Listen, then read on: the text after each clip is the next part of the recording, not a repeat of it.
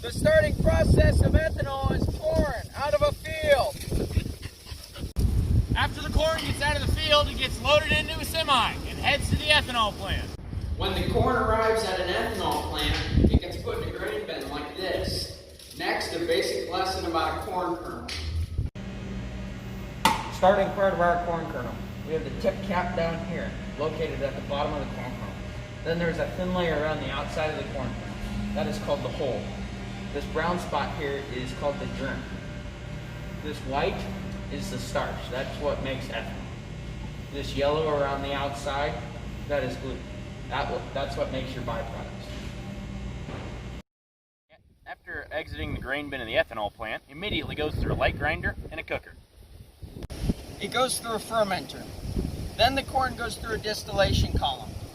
Then parts of the corn kernel that make ethanol go through a molecular sieve.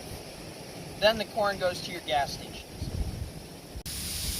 What doesn't get used up in the molecular sieve goes through a centrifuge and an evaporation system. After that, it turns into distillers for livestock and syrup for your everyday use.